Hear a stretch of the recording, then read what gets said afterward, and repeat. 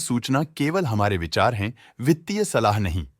निर्णय लेने से पहले खुद शोध करें। किसी भी लाभ या हानि के लिए हम उत्तरदायी नहीं हैं।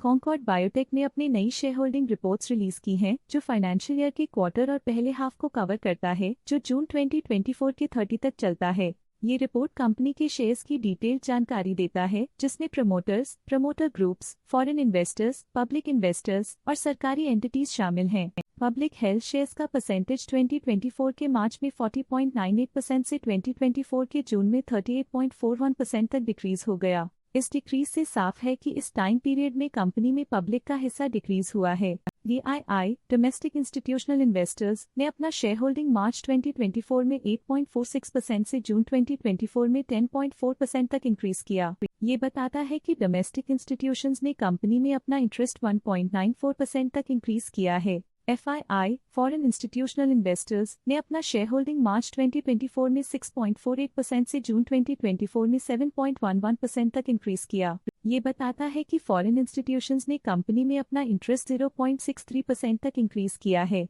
चलिए इन्वेस्टर्स के स्टैटिस्टिक्स पे नजर डालते हैं, जो शेयर होल्डिंग पैटर्न में फ्लक्चुएशंस का कारण बन सकते हैं। Directors and their relatives, excluding independent directors and nominee directors, की फाइनेंशियल परफॉर्मेंस में एक सिग्निफिकेंट डिफरेंस देखा गया है, जो -0.01% है।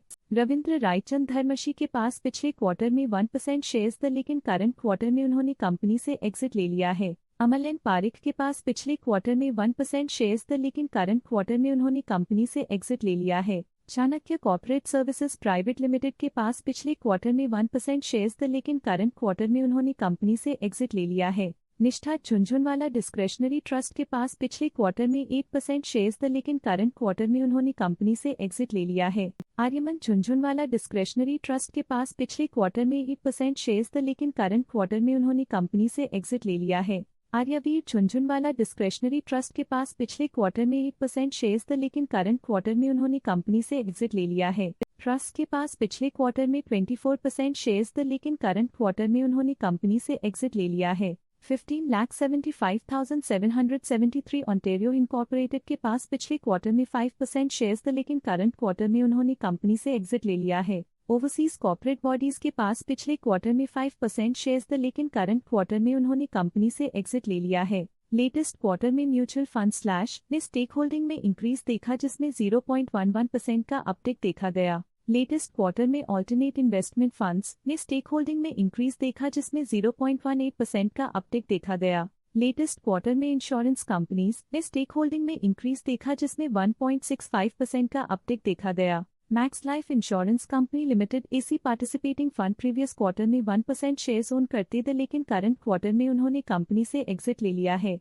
इस पिछले क्वार्टर में foreign portfolio investors category I की स्टेक होल्डिंग में एक नोटवर्दी इंक्रीज देखा गया। उनकी स्टेक होल्डिंग में 0.69% का सिग्निफिकेंट इंक्रीज देखा गया। Stake holding foreign portfolio investors category 2 के लिए पिछले क्वार्टर के मुकाबले में -0.07% से डिक्रीज हो गई। Government pension fund global previous quarter में 2% शेयर्स ओन करते थे, लेकिन करंट क्वार्टर में उन्होंने कंपनी से एग्जिट ले लिया है। कृपया कंपनी का करंट शेयर होल्डिंग पैटर्न और देखने के लिए धन्यवाद।